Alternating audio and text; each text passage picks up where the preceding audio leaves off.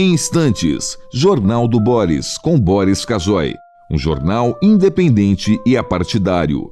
Um sobrevoo pelos principais fatos do Brasil e do mundo. Política, economia, cultura e esporte todas as manhãs. O Jornal do Boris começa daqui a pouco, às 8 horas. Enquanto isso, você que assiste pelo YouTube, não deixe de se inscrever no canal. Deixe seu like nos vídeos, seus comentários e lembre-se de ativar o sininho para ser notificado sempre que postarmos um novo vídeo, com as análises precisas de Boris Casoy sobre os temas mais importantes do noticiário. Para você que acompanha pelo Facebook, curta a página oficial e deixe seus amigos bem informados, compartilhando sempre nosso conteúdo diário. No Twitter, o perfil oficial de Boris Casoy é o @bcasoyoficial. O Jornal do Boris começa já, às 8 em ponto. Você está convidado também a seguir o perfil oficial no Instagram, buscando por @Jornal do Boris Verdade. Lá você encontra fotos raras, objetos antigos da coleção particular de Boris Casoy e fica por dentro do cotidiano deste jornalista com mais de 60 anos de carreira.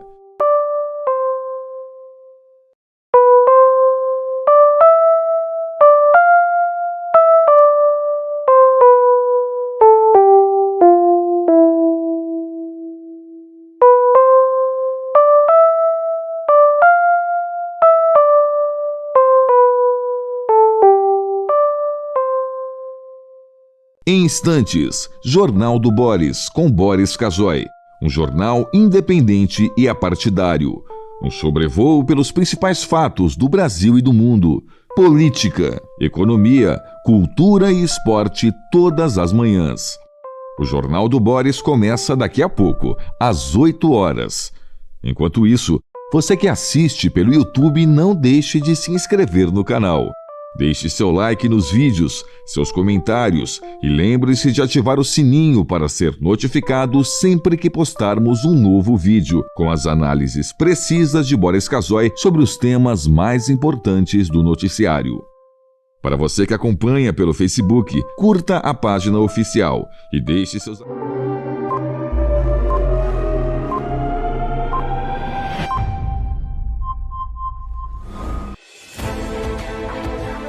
A partir de agora, passando a limpo as notícias do dia no Brasil e no mundo, está no ar o Jornal do Boris. Bom dia, muito bom dia, está no ar o Jornal do Boris. O Jornal do Boris é um sobrevoo pelos principais acontecimentos do Brasil e do mundo a partir das notícias das primeiras páginas dos jornais. E hoje o Brasil acordou com uma notícia. Ontem à noite ela já estava na internet, nas emissoras de rádio e televisão, terrível, pelo significado dela. Eu vou mostrar o Globo, está aqui. Delegado que investigou cúpula do PCC é executado em São Paulo. Olha a folha aqui, ó. Ex-delegado-geral de São Paulo é morto com tiros de fuzil na Baixada Santista. Delegado-geral é o delegado da Polícia Civil imediatamente abaixo do secretário da Segurança Pública. Ele foi nomeado, esse delegado-geral, Rui Ferraz Fontes, pelo governador João Dória. Atuou por cerca de 2 anos e é tido como uma pessoa que combateu, das primeiras pessoas que identificou, né, o PCC. Então, enfim, a morte dele se deu na Praia Grande, um município da Baixada Santista, grudado em Santos, tem lá uma ponte, mas é Baixada Santista, ele era secretário administrativo da prefeitura. Ele saiu da prefeitura, pegou um caminho para ir para a residência dele e começou a ser perseguido por esse grupo. Ele estava fugindo desse grupo, chegou num cruzamento, bateu num ônibus, provavelmente já estavam atirando nele por isso ele estava fugindo. Os bandidos, os executores, né, desceram do carro que eles estavam e fuzilaram o delegado. Fuzilaram, não é modo de dizer, usaram fuzis mesmo. Olha o Estadão, ex-delegado conhecido pela atuação contra o PCC é morto em emboscada na Baixada. Significado, provavelmente, muito provavelmente, é um tipo de reação de vingança, retaliação do PCC pelos prejuízos que ele criou a esse grupo. Tem gente que acha que pode ser algum fator relativo à atuação dele como secretário administrativo, secretário municipal da Prefeitura de Praia Grande. Não se sabe. Mas, quer dizer, existem todos os fatores e a maneira como isso foi feito que indicam uma ação de bandidos do PCC, se vingando do tipo de atuação que esse delegado teve.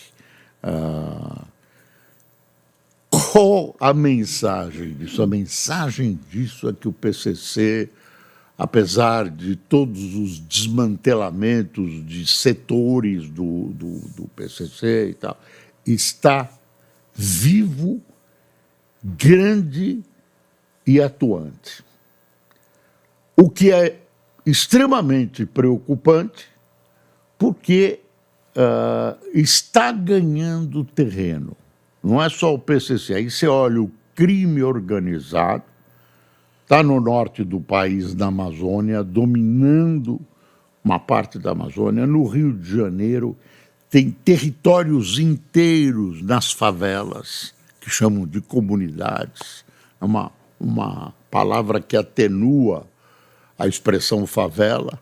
Então, as favelas inteiras sob o domínio dessa gente, que não se pode entrar sem autorização deles. Quem entra, quem erra o caminho, quem é conduzido pelo GPS de maneira errática acaba morrendo. Então você precisa ter licença para entrar lá. Não é território brasileiro, é território bandido, não é território legal, é território ilegal. Quer dizer, isso está crescendo. Em outras partes do país, não pensa que São Paulo é mais espalhado que o Rio. O Rio é uma cidade que é caracterizada geograficamente pela praia e morros, perto. Praia de São Paulo é mais espraiada. Então, São Paulo também tem seus núcleos, suas áreas perigosas e tudo isso. Eu sempre digo para os governadores de São Paulo, digo abertamente aqui, quando o governador diz, não, estamos resolvendo o problema da segurança pública, bababá, diz, olha, governador, dê uma volta em torno do seu palácio do Morumbi, sozinho, às 9 horas da noite. Duvido que o senhor consiga completar a volta, a não ser que o senhor faça com a sua segurança. Mesmo assim, é perigoso. Imagine o cidadão comum, né? Agora tem assaltos em São Paulo, automóveis, pessoal que mata antes. Tem um caso conhecido de sábado,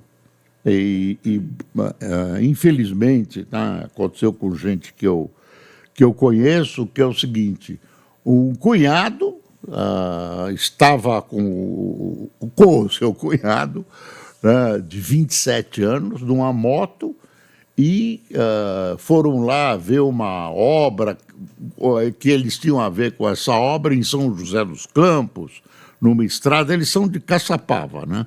Aí, de repente, apareceu alguém atirando. Eles nem sabem quantas pessoas estavam no automóvel ou na moto, numa outra moto e tal.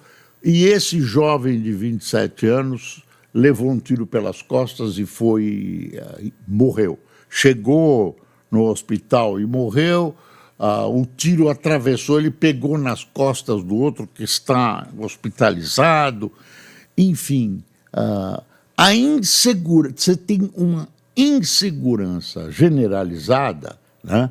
E grande parte dessa insegurança é patrocinada pelo Comando Vermelho, pelo PCC, e como eles vão acumulando muito dinheiro, como qualquer negócio, eles vão ampliando a ação deles. Já são grupos com ação internacional. Estão pegando os pequenininhos, né, os lambarizinhos desses grupos. Aqueles que moram no Leblon, Ipanema, Jardins, né, esses ainda não foram tocados, no caso um ou outro, né, porque tem muito dinheiro, tem ligações políticas, e também tem uma infiltração política do crime organizado, infiltração nas câmaras, assembleias, estão elegendo gente. Enfim, onde é que nós vamos parar? Quer dizer, precisa aparecer alguém com aquilo roxo, e não é fácil, para enfrentar essa bandidagem como ela deve ser enfrentada. Com uma legislação, agora vem essa lei nova, dizem que essa lei vai propiciar, vai facilitar o combate, com uma legislação que não seja uma legislação que facilite a vida do crime, que seja uma legislação que nos proteja as pessoas, né? E não tem essa coisa de interpretação de legislação como o Supremo gosta de fazer. O Supremo entendeu que você precisa ter uma legislação simples, objetiva e que seja aplicada.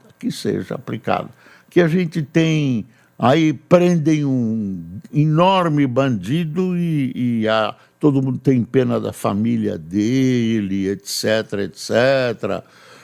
Quer dizer, aí quando você vai ver a ficha de algum desses caras, a ficha é quilométrica.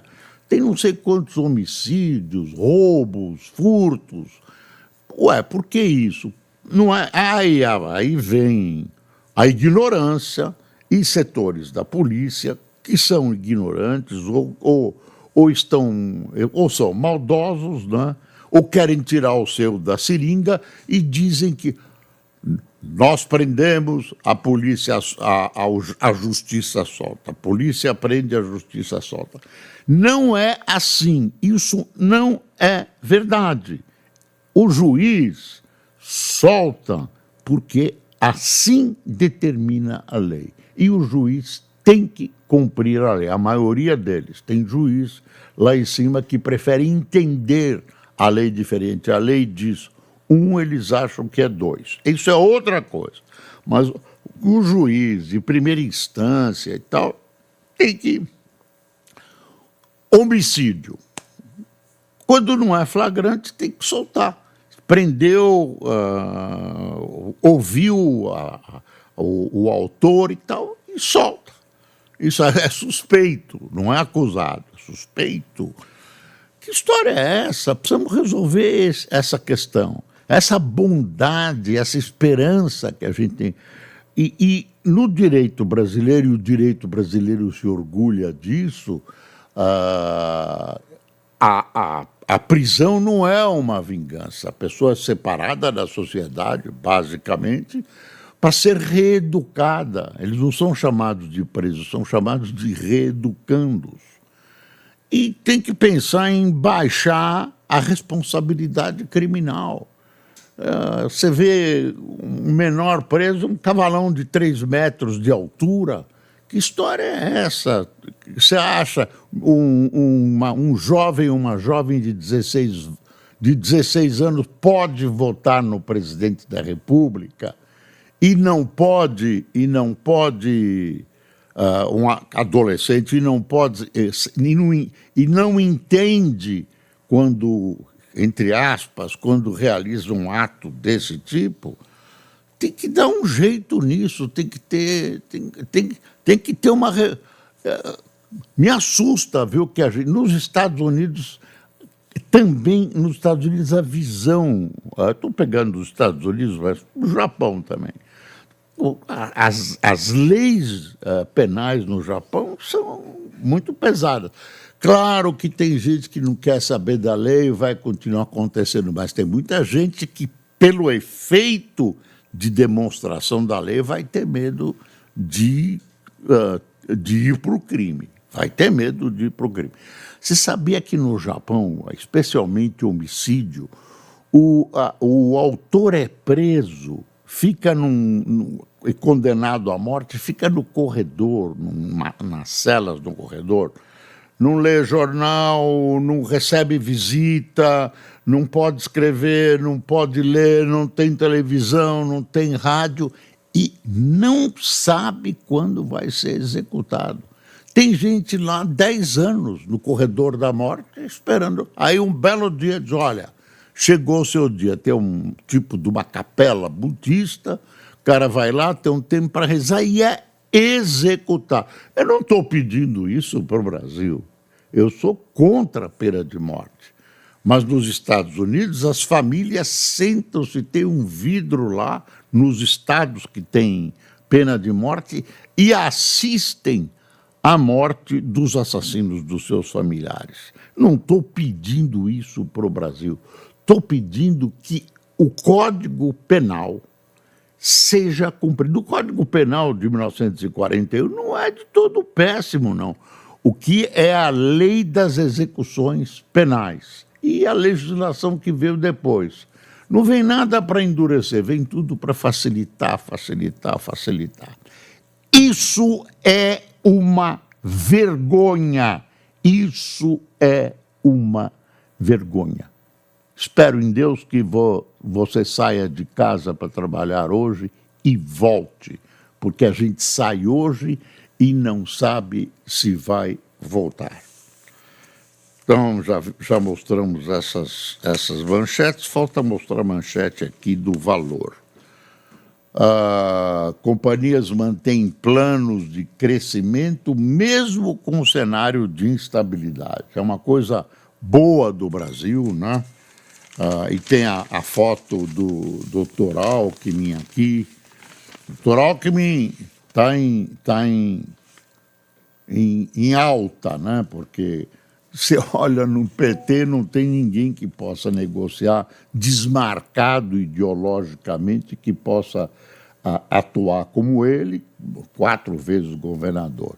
Aí ele vem com a palavra otimista dele, ó. Estresse nas relações com os Estados Unidos deve diminuir, afirma Alckmin. Eu também acho que deve diminuir, agora não sei quando, viu, doutor Alckmin? Rubio ameaça reagir à condenação de Bolsonaro na próxima semana. E o mercado e os políticos estão esperando mais reações do governo Trump. O Lula, que tinha escrito um artigo para o New York Times, se dirigindo ao presidente Trump, recebeu um presentão, entre aspas, do Estadão. O Estadão chamou o artigo de propaganda eleitoral. O título é A Propaganda Eleitoral de Lula no New York Times. Quer ver? Não vou ler tudo, né? Vou dar um trechinho aqui. A linha fina, né? Em artigo no New York Times, Lula reafirma princípios, mas evita soluções no entreveiro com Trump. Reforçando barricadas ao invés de construir pontes, mira na eleição em prejuízo do interesse nacional. Então, presentaço eleitoral, que é esse tarifaço que o Trump deu para o Lula, né? O Lula ganhou fôlego, fala em soberania nacional, fala em democracia, quer dizer, ganhou um discurso eleitoral, tem um monte de coisas em volta, né? E se acabar tudo isso, ele fica sem discurso. Então, tem gente que acha no meio político que interessa para o Lula que essa briga dessa maneira fique acesa. O Brasil que se estrepe, mas o Lula tem que se reeleger. Não sou eu que estou dizendo isso, é esse pessoal. Aí, quer dizer, interessa também para o lado do Bolsonaro, que quer punir o Lula, quer punir, também está pouco se lixando para o que acontece com o Brasil. Aí o Estadão vem com outro editorial, o que falta para caçar Eduardo.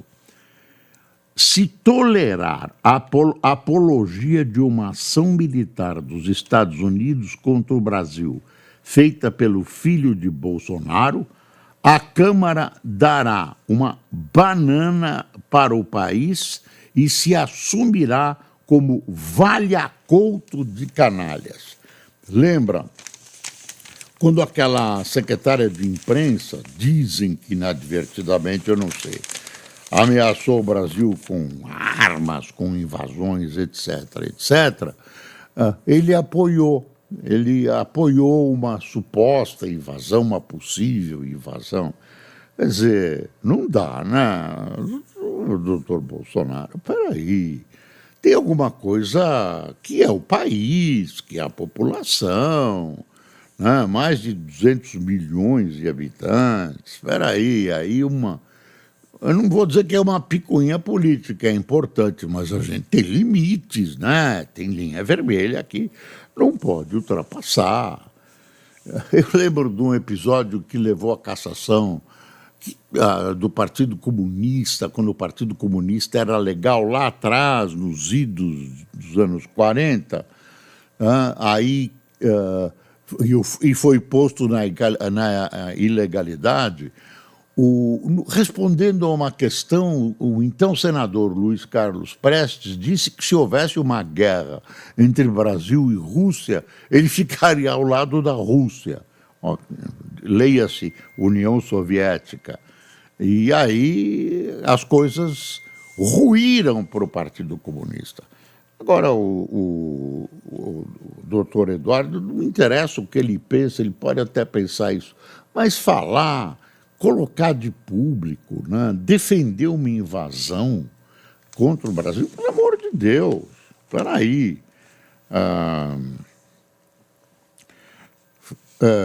Greve de operários deve afetar obras da COP30 em Belém. Já está, não tem lugar. Agora a ONU está recomendando que as delegações sejam reduzidas. Estou vendo a palavra fracasso. Não sei se vão conseguir resolver. Não tem. Já falaram em beliche, dormir em beliche. Uma coisa. Vamos ver aqui. Os trabalhadores da construção civil de Belém entraram em greve por tempo indeterminado, em paralisação que vai atingir obras da COP30, a cúpula climática da ONU, em novembro. Operários pedem reajuste de 9,5% e as empresas oferecem 5,5%. O sindicato patronal não comenta. Claro que eles estão aproveitando o fato de que estão precisando deles, um momento de necessidade de mão de obra até no país. Está faltando mão de obra em construção, etc. Estão dando lá o golpinho deles. Isso pode engrossar. Eu acho que vão resolver, viu? Ninguém vai pôr a COP30 em risco por causa de uma greve. Afinal de contas, no fim, o preço despenca na cabeça do consumidor. Falando nisso, você vê histórias de ter uma decisão do STF, que é o seguinte: Itaipu, a parte ambiental de Itaipu não pode ficar junta com o orçamento. Tem toda uma separação, uma questão de colocar na ilegalidade trabalhos ambientais de Itaipu. E aí me lembra de eletricidade. Aí você olha e diz assim, pobre não vai pagar luz mais. Eu estou inventando, né? Aí vai reduzir a tarifa dos pobres. Quando reduz a tarifa de um grupo, não pensa que isso vai ser absorvido por alguma entidade espírita, espiritual, nada. Você que vai pagar. Então, me dizem, eu não sei fazer essa conta, ela é super complicada, talvez de propósito para ninguém fazer. 25% da sua conta de energia elétrica está calcada nessas bondades do governo. E o governo diz, Lula fez, Lula vai dar gás para os pobres. Lula nada, é você que está pagando. E às vezes diretamente. Às vezes, como no caso da energia elétrica, diretamente. Cai aqui, sobe, você paga. Aí o Lula, eu que dei comida para os pobres e tal, eu que dei energia elétrica para os pobres. Vai devagar, não é o Lula, é o governo, né? Estou falando do Lula, você entendeu, né? Você que está pagando, Não tem almoço grátis, você que está pagando. Deixa eu ver. Israel iniciou essa madrugada, estava bombardeando, né, derrubando edifícios, iniciou a tomada da cidade de Gaza por terra. Iniciou a invasão e foi uma razia. Está sendo uma razia. Eu acho que o primeiro-ministro Benjamin Netanyahu está errando, e eu me filio à tese de que ele está se preservando politicamente em detrimento de Israel, né? Israel, que era vítima, passou a ser algoz, né? A população palestina, milhões de pessoas, não tem nada a ver com a ação do Hamas, né? Estão pagando o pato.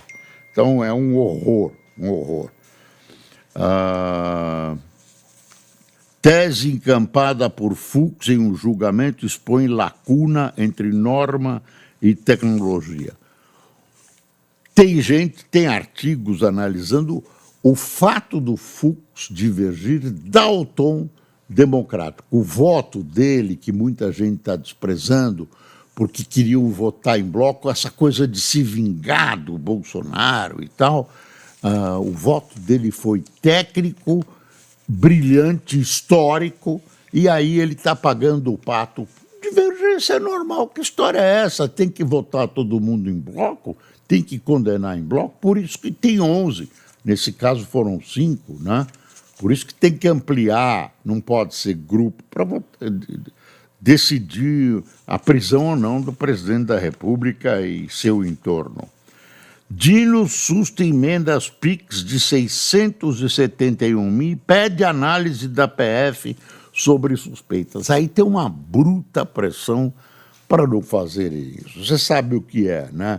O cara faz uma emenda, manda para a sua prefeitura, a emenda chega lá, direta, ninguém sabe como foi aplicada direito, se ficou alguma coisa pelo caminho, se o ilustre parlamentar sem querer embolsou essa grana, quer dizer, não se... E o doutor Dino está muito certo em segurar isso, vai sofrer uma pressão, porque tem setores de apoio ao governo que estão comprometidos dessa história, eles acham que o Lula pode dizer, Dino, larga disso, tem tanta coisa para você...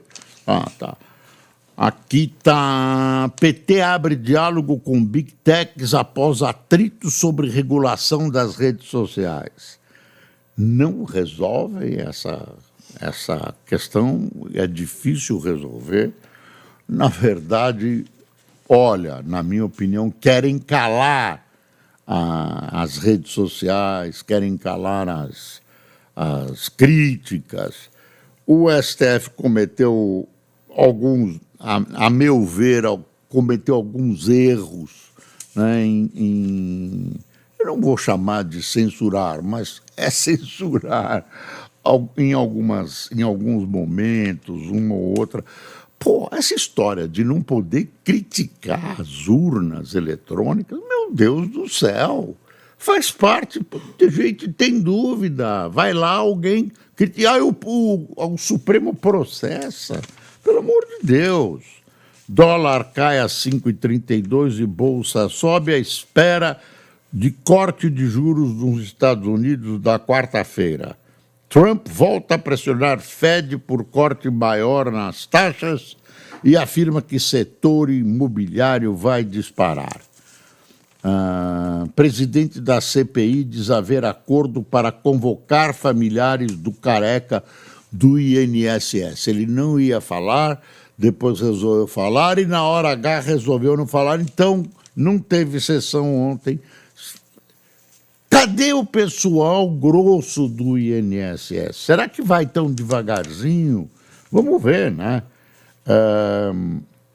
Aí tem uma análise aqui preocupante. Dá uma espiada. Regra de aumento do mínimo eleva a despesa em 164 bilhões no governo Lula, aponta estudo. Master e BRB procuram Temer para destravar negócio após recusa do Banco Central.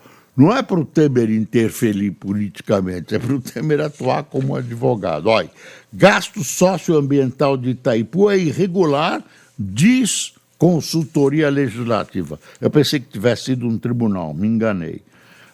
Restrições impostas pela China às exportações do germânio criam escassez.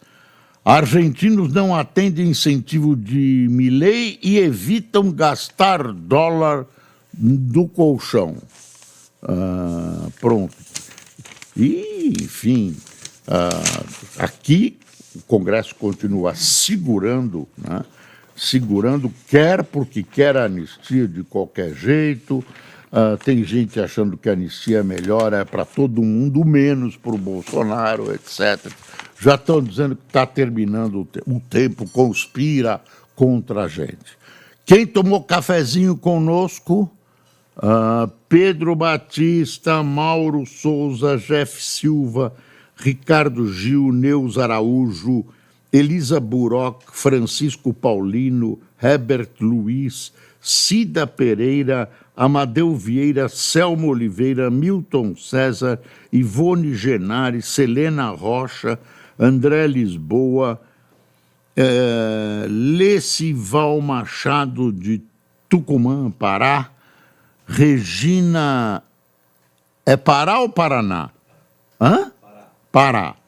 Regina Selle de Guapiaçu, Claudionor Ribeiro de Teresina e Sérgio Augusto de Igaraçu do Tietê. Depressinha, muito obrigado e não se esqueça, é preciso passar o Brasil a limpo. Bom dia.